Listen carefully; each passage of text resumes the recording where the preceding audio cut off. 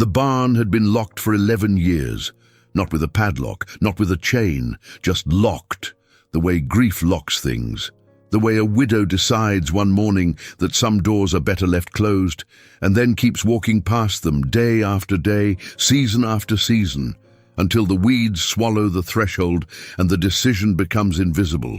But the day Lorinda finally walked through that door, the day her boots cracked through 11 years of dried mud and pushed into the dark, she didn't find dust. She found a safe, and inside that safe was something that explained everything. The horse, the silence, the man she thought she knew. Before we go any further, I need to ask you something. Have you ever found out the truth about someone you loved after they were already gone?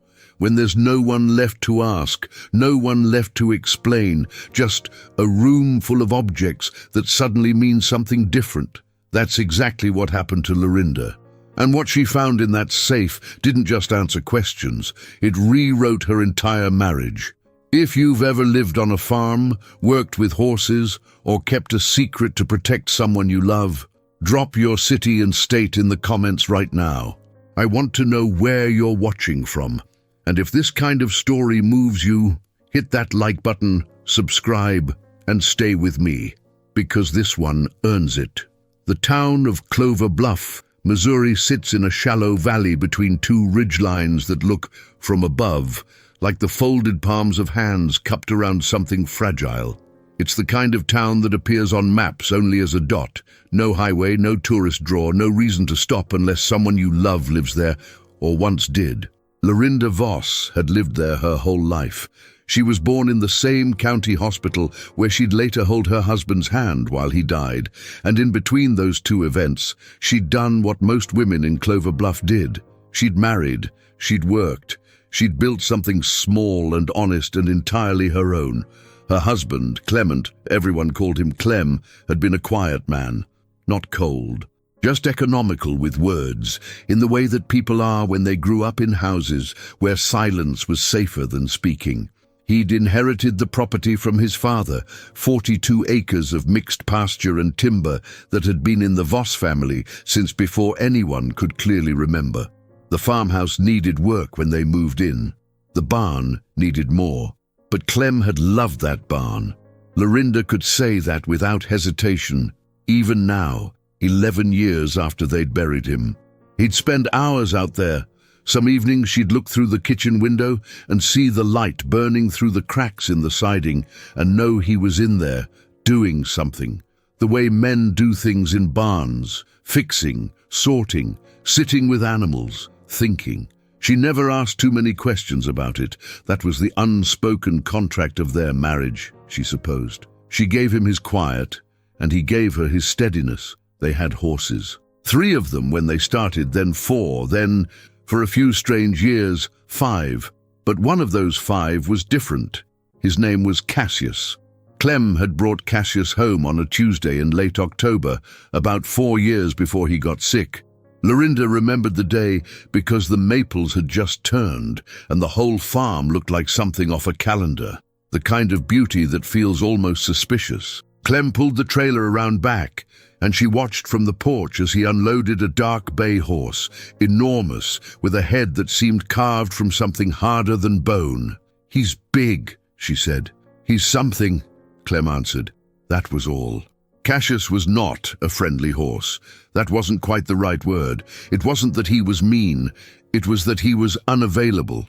Other people's hands he tolerated like an insult. He'd stand stock still when a stranger approached, and then, without warning or obvious reason, he'd move, not violently but decisively, until the stranger was no longer near him. The farrier refused to come back after the second visit. The vet managed barely and always with commentary, but with Clem, Cassius was different. Lorinda had watched them together 100 times and never quite understood what she was seeing. Clem would walk up to the paddock gate, and Cassius would already be there, waiting. His enormous head dropped low, his eyes soft in that particular way that good horses have when they trust someone completely.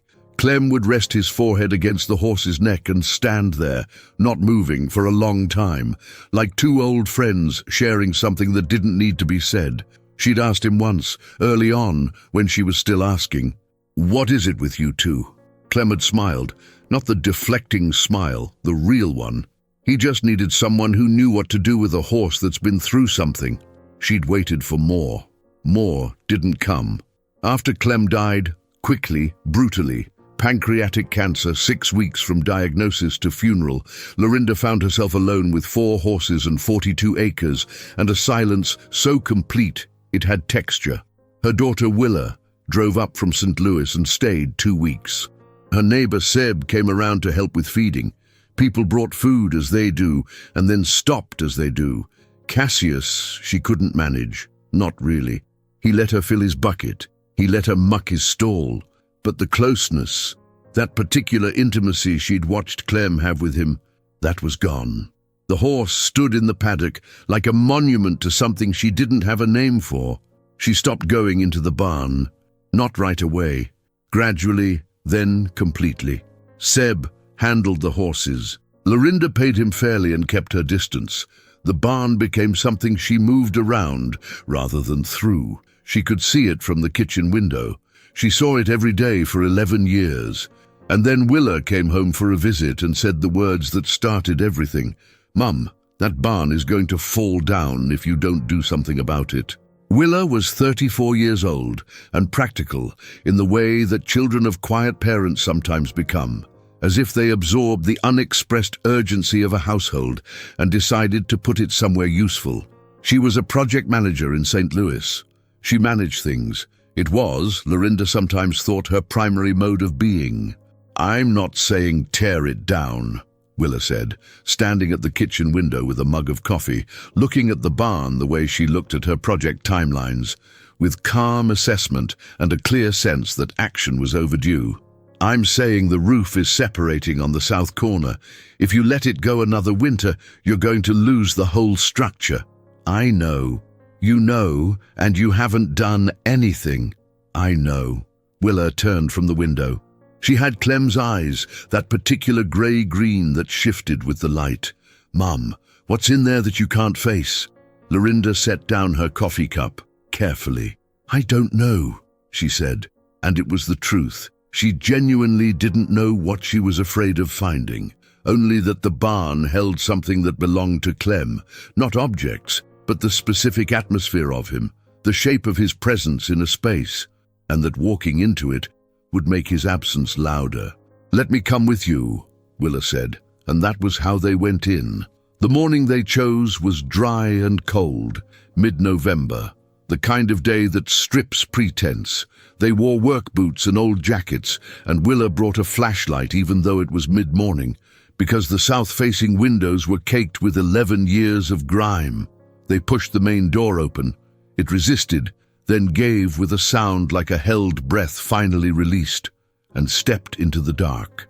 It smelled the way old barns smell, hay and soil and wood rot, and something sweet underneath, something biological and ancient. The light came in through the cracks in the siding in thin, bright lines, cutting the dark into sections. Lorinda stood still for a moment and just breathed. Clem's workbench was still there, his tools rusted now into decoration, a set of harness hooks on the east wall with nothing hanging from them. The stall dividers, solid post and board, everything Clem built to last.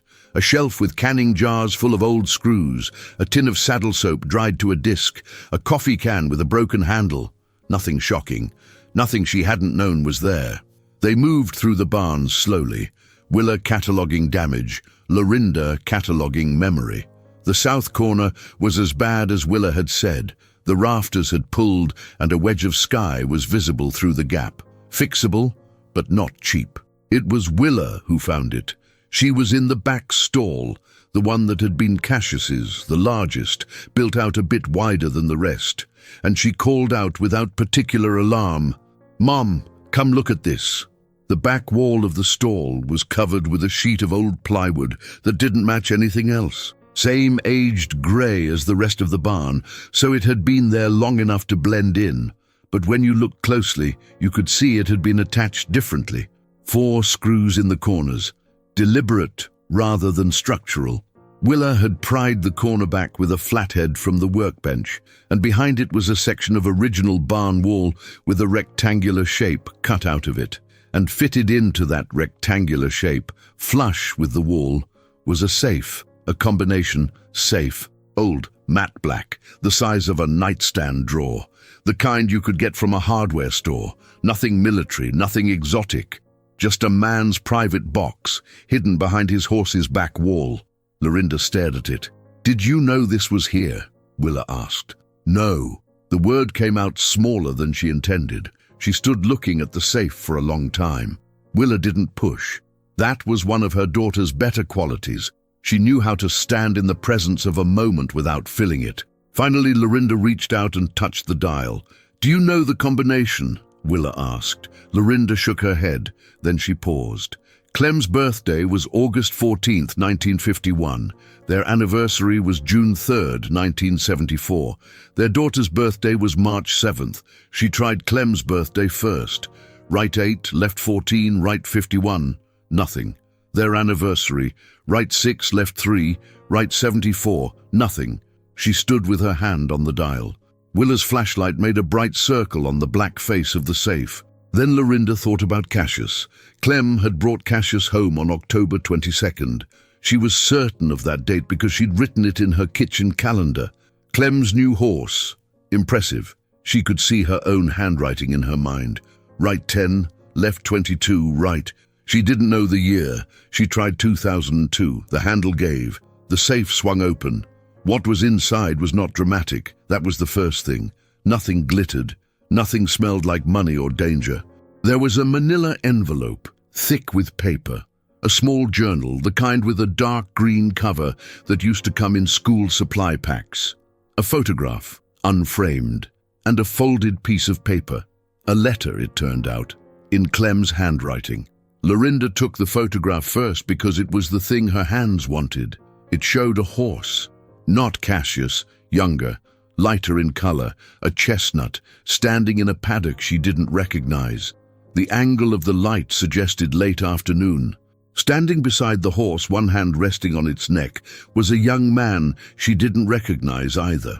He looked about 20, dark hair, narrow-faced, in jeans and a flannel shirt. There was something about the way he stood, the angle of his body toward the horse, the tilt of his head, that reminded her of someone, though she couldn't place it immediately. She turned the photograph over. In Clem's handwriting, Birch, 1987. Just that. A name and a year. She opened the letter next. It was 2 pages, handwritten on notebook paper, dated 4 months before Clem's diagnosis. "Lorinda," it began. "If you're reading this, then I wasn't able to find the right time to tell you, and I suppose there isn't a right time for something like this. I'm sorry for the hiding. I need you to know that first. Everything I hid out of not knowing how to begin, not out of shame. There's a difference. I believe that. The horse in the photograph is named Birch. He belonged to a boy named Alden. Alden was my son from before you. Before anything, really. I was 19. His mother, her name was Paulette, and I were not together in any lasting way, and she moved away before I even knew about the baby. She wrote me once, years later, to tell me. I wrote back. She didn't write again. I tried to find them. Not very hard, I'll admit, and I've always felt ashamed of that. But by the time I tried, Alden was already 12, and they had a life without me in it, and I told myself that was better. I saw Alden once. I drove to where he was living, Carbondale, Illinois, and I sat in my truck across from the property and watched him work with that horse in the photograph. He was good with it, real good, the way someone's good with animals when they grew up with them and understood them before they understood much else. I didn't introduce myself. I drove home. About 15 years later, I heard through someone that Alden had been through something hard.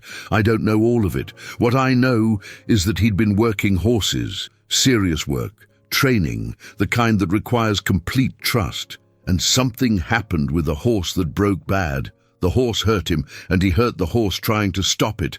And whatever happened left him in a way that couldn't be undone easily. The horse was sold off. That horse was Cassius. I bought Cassius from the man who bought him from the man who bought him from Alden.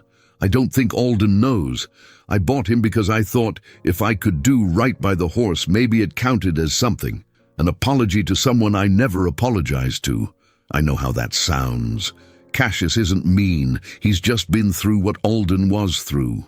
He knows when someone understands that and when they don't. The envelope has papers in it. Some of it is about Cassius, his history, his vet records from before I had him. Some of it is about Alden. His full name is Alden Voss. Paulette gave him my name, and I didn't know that for years. And when I found out, I sat in this barn and cried for I don't know how long. If he ever comes looking, I want you to know the truth. You were always better at knowing what to do with the truth than I was. I love you. I loved you every day. I'm sorry this is how you found out. Clem. Lorinda finished the letter and stood holding it. Willa had read over her shoulder silently. When Lorinda turned, her daughter's face was doing something complicated, grief and surprise, and something that looked almost like recognition. You have a stepson, Willa said quietly.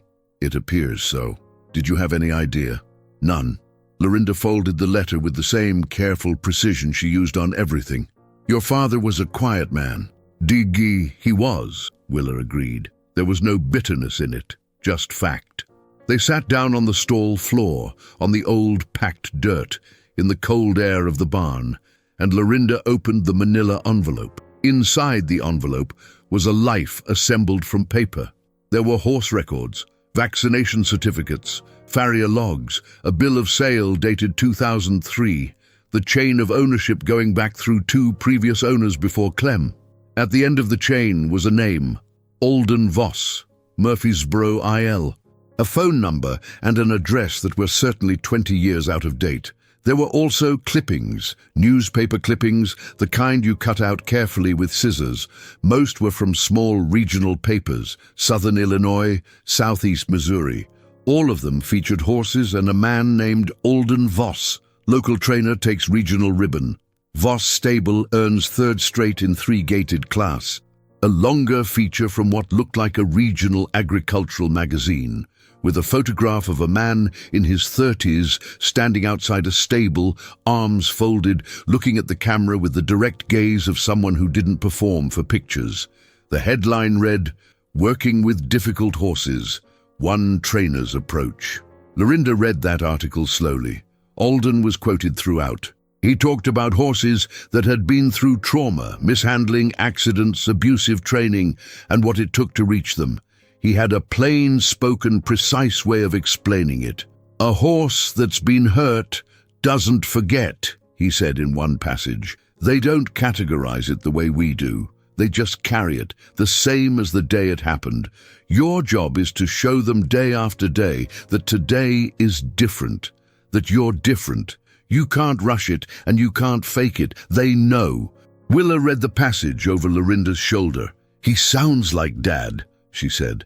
Lorinda looked at the photograph again. The narrow face, the tilt of the head when he stood near horses. She placed it now.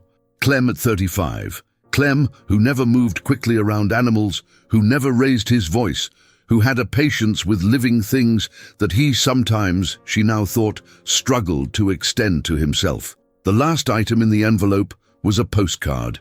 No message on the back, and no stamp, no address, nothing written.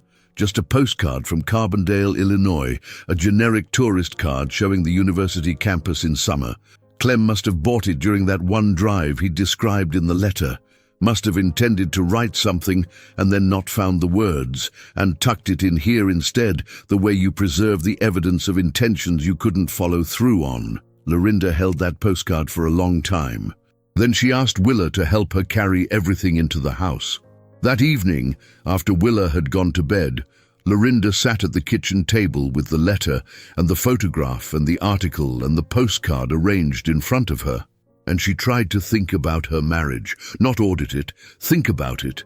There was a difference she felt strongly, even if she couldn't entirely articulate it. Clem had not been a deceiver. She believed that.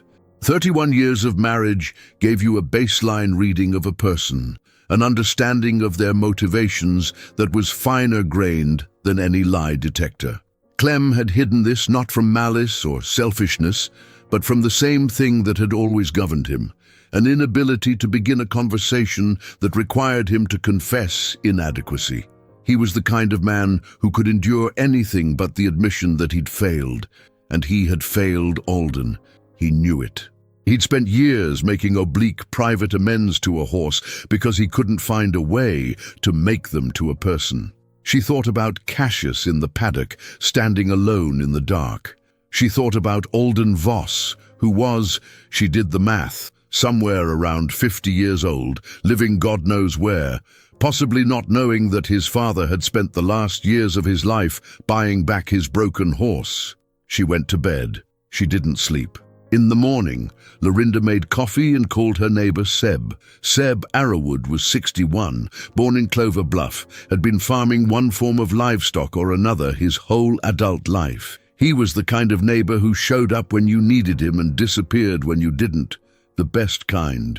He'd kept the Voss horses alive for 11 years on a fair wage and a handshake arrangement, and he'd never once asked her about the barn. She told him about the safe, all of it. Seb sat across the kitchen table with his coffee cup in both hands and listened without interrupting. When she finished, he was quiet for a while. "Did you ever notice anything?" she asked. "About Clem and Cassius?" "Sure," Seb said. "What did you think it was?" He shrugged in the slow way he had. "Thought it was one of those horse things. Some men have it, that specific thing with one specific horse, like they're speaking a language nobody else knows." He paused. "Cassius has been different since Clem died." "Different how?" "Sadder." He said it plainly, without apology for the word. "He eats fine, he moves fine, but he's flatter than he was, like something went out of him." Lorinda thought about the letter. He just needed someone who knew what to do with a horse that's been through something. "Seb, is there any way to find a person with an old address and a name?" He considered that. "I know people who know people." "What kind of person?" "A horse trainer. Name is Alden Voss." She watched something cross Seb's face. Not recognition exactly, but attention. A kind of alertness. "Alden Voss," he repeated. "You know him?" "I know of him. Used to be something of a name in the regional circuit 15, 20 years ago. Very good with problem horses, from what I heard. Then something happened. Some kind of bad accident, and he dropped out of the circuit. Word was he moved north somewhere." "North where?" "I don't know. Iowa maybe, or Minnesota. Someone would know."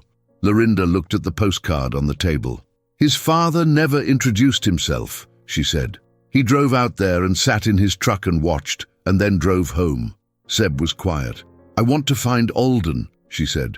"I don't know if that's right, or what I'd even say. But Clem wanted him to know the truth if he ever came looking. It seems like the least I can do is make sure he has the chance." Seb nodded slowly. "And the horse," Lorinda said. "What happens to Cassius if I can't work with him? If I sell the farm, which I'm not planning, but eventually, what happens to a horse that nobody can get close to?" Seb didn't answer right away, which told her he'd thought about this before. "If you found Alden Voss," he said carefully, "and if he's still working with horses, there's maybe a chance that horse gets what he needs, the way Clem gave it to him." Willa drove back to St. Louis 2 days after they found the safe. Before she left, she sat at the kitchen table and put her project manager mind to work, and within 40 minutes had found an Alden Voss in Stillwater, Minnesota, with a small operation listed online under Voss Horse Rehabilitation and Training. The website was sparse. A photograph of a barn, different from Clem's, newer, cleaner. A few words about the approach, patient, trust-based, no coercion. A contact form, no photograph of the man. Willa printed it out and left it on the kitchen table. "It might not be him," she said. "It might be," Lorinda said. Willa hugged her at the door, held on a beat longer than usual. "Dad loved you. However he hid things, he loved you."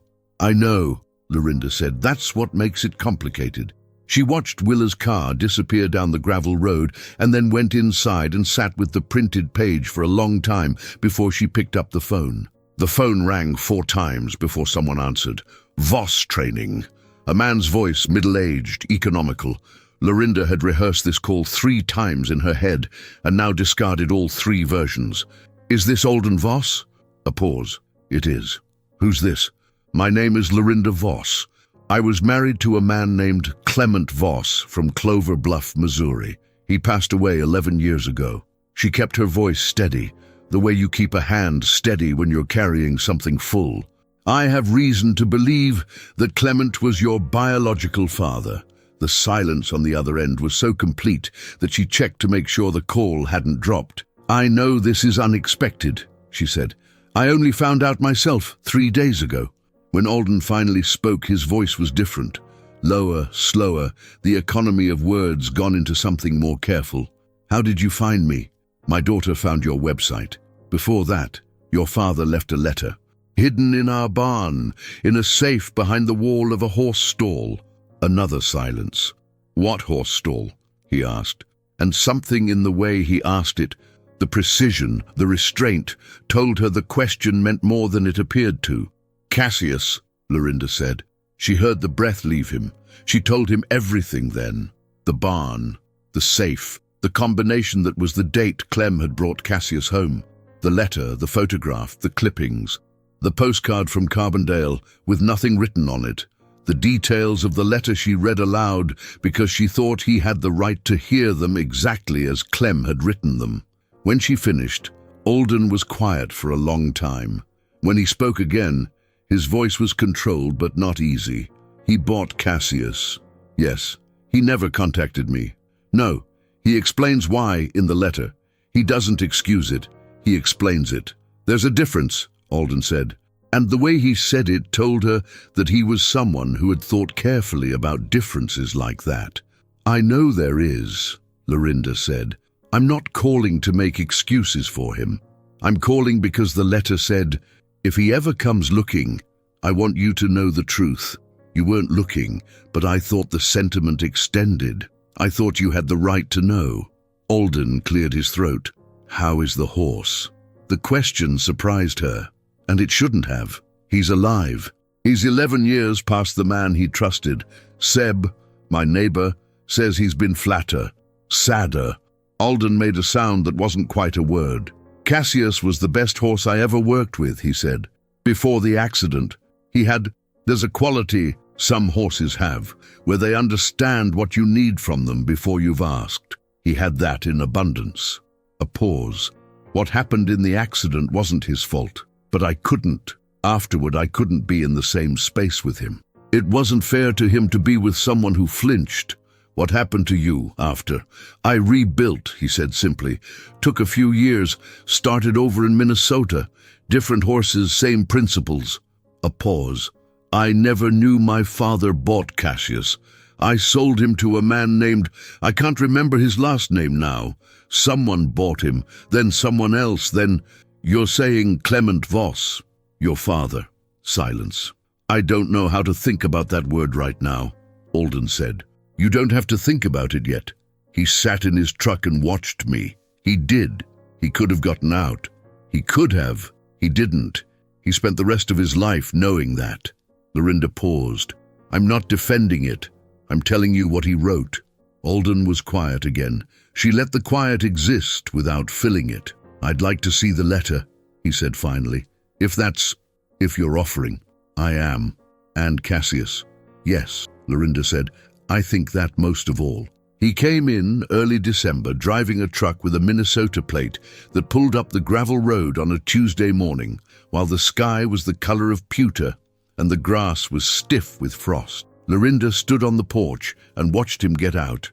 He was tall, like Clem had been, narrow-faced in the photograph, broader-faced now with age, but the bones of him, the way he carried himself, the deliberate, unhurried quality of each movement, was unmistakable. She was looking at what Clem would have been if Clem had chosen different roads at 22. She walked down the steps to meet him. They stood in the driveway and looked at each other with the careful frankness of two people who are strangers and not strangers at the same time. I brought the letter, she said by way of greeting. Come in and I'll get you coffee. They sat in the kitchen for 2 hours. She gave him the letter first. and he read it at the kitchen table slowly, and she looked out the window so he could have his face private while he did. When he set it down, she poured more coffee, and they sat with the quiet between them until he was ready to talk. He talked about Paulette, his mother, now gone 7 years, and about growing up not knowing his father's first name, just that he was a Missouri man named Voss. He talked about horses the way Clem had talked about them, sparsely, seriously, with a respect that bordered on reverence. He talked about the accident, a young stallion, badly trained before Alden got him, a moment of miscalculation, a summer that took longer to recover from than he'd expected. He did not talk about whether he was angry at Clem. She didn't ask. At one point he said he was right about the combination. And then when she looked at him, using the date he brought Cassius home, that was the most important thing he did, buying that horse. It makes sense that it was the key. She hadn't thought about it that way. She sat with it.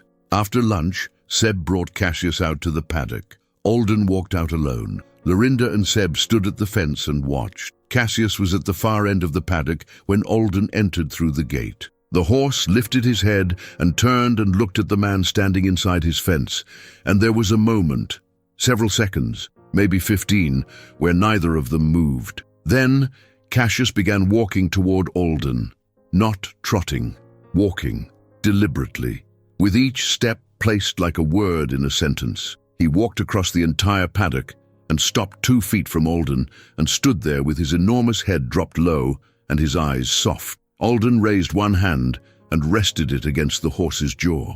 Seb made a sound beside Lorinda that she'd never heard him make before. They stood like that, the man and the horse, for a long time, long enough for the light to change and the cold to get sharper, and neither of them to notice or care. Alden stayed 4 days.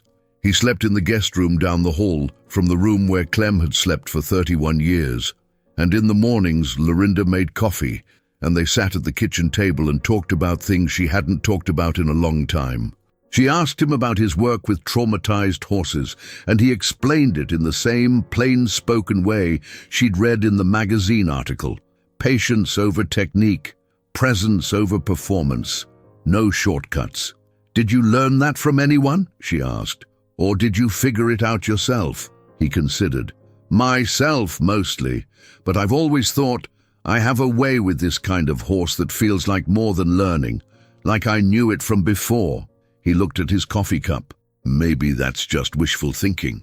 "Maybe it's inheritance," Lorinda said. He looked at her, then looked away, but he nodded. On the 3rd day, Lorinda asked him if he would consider taking Cassius. She'd been thinking about it since the phone call.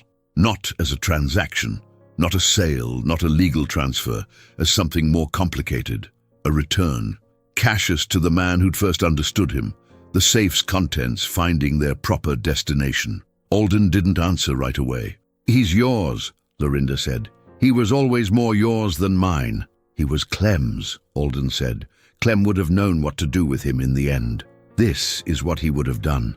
They drove together to a local attorney Lorinda trusted, and she transferred ownership of Cassius to Alden Voss with a single document and 2 signatures. Seb witnessed it. He shook Alden's hand afterward in the parking lot with both of his own hands, an unusual gesture for Seb, and didn't say anything, which was how Seb communicated things that mattered. They loaded Cassius on the 4th morning. The horse walked into the trailer with the same deliberate composure he used for everything, as if he'd been told what was happening and found it reasonable. Lorinda stood at the trailer door and put her hand against Cassius's neck. He allowed it. For the first time in 11 years, she felt the specific warmth of him, the live weight of a horse that trusts you enough to hold still. "Take care of him," she said. "Always did," Alden said. And she heard in those 2 words everything Clem had never managed to say to him, absorbed and somehow improbably answered. She watched the truck pull down the gravel road and turn north on the county highway and disappear. Then she went inside and sat at the kitchen table and cried. Not from sadness exactly, from the peculiar grief of understanding something completely too late to share it with the person who made it. She'd been married to a man who kept his failures locked in a barn because he didn't know any other place to put them. She'd spent 11 years walking around the building that held those failures without going in. And now she had gone in and found the truth and done what Clem couldn't do. She had introduced the pieces to each other. The horse to its first person, the son to his father's life. She didn't forgive Clem because she didn't need to. Understanding, she found, was wider than forgiveness. The barn roof was repaired in the spring by a crew Willa hired from 2 counties over. They replaced the south corner rafters and reset the ridge beam and put on new metal roofing that caught the light in the morning like something proud. Lorinda stood in the yard and watched the work and felt something shift in her, small but real, the way small shifts are when they've been deferred for a decade. She began going into the barn again, not every day at first, then every day. She brought a camp chair and a paperback and sat in the afternoon light that came through the repaired siding. She found she liked the sounds of it, the wood settling, the birds in the rafters, the distant sounds of Seb's place carrying across the ridge. She moved Clem's toolbox back against the wall in its proper place. She hung 2 of the harness hooks back up. She left the safe where it was, behind the plywood panel in the back stall. There was nothing in it now but the postcard, Carbondale, Illinois, the university campus in summer, nothing written on the back. She'd given everything else to Alden, the letter, the photograph, the clippings, but the postcard she kept. A man had driven a long way and held an intention in his hands and not been able to execute it. That deserved to be held somewhere. Willa called every Sunday. In the spring calls, she began asking about Alden, carefully, the way she asked careful questions. "Have you heard from him?" "He sent a photograph of Cassius," Lorinda said. "He's put on weight. Looks good. And Alden? He looks good too. Have you talked?" "We emailed a few times. He has questions about Clem, about the early years." "I answer what I can." Willa was quiet. "He's not trying to become family," Lorinda said. "Neither am I, but he's Clem's, and Clem is gone, and there's something—" "It's not nothing." "No," Willa said softly, "it's not nothing." By June, the back stall had been converted to a small workshop. Nothing dramatic. Lorinda wasn't a carpenter, but she'd set up a table and a good light, and she'd started something she'd always meant to do, sorting through the family photographs that had been in a cardboard box in the attic since before she could remember, organizing them, identifying people, writing names on the backs. In September, she received a letter in the mail from Stillwater, Minnesota. It was short. Alden's handwriting was similar to Clem's. She'd expected that somehow, and was still not quite prepared for it. "Lorinda, Cassius let the farrier work on him last week. First time in 12 years he's allowed that without an argument. I thought you should know. Whatever Clem did with him, it held. Things hold longer than the people who built them." Alden. She read it twice at the kitchen table.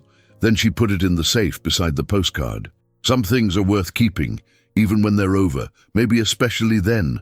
Lorinda never told me this story herself. I heard it the way stories like this travel in small towns, sideways in pieces, through people who were peripheral to it. Seb mentioned it once, sitting on a fence post after a long afternoon, the way he mentioned things, briefly, accurately, without embellishment. The attorney mentioned it to someone who mentioned it to someone.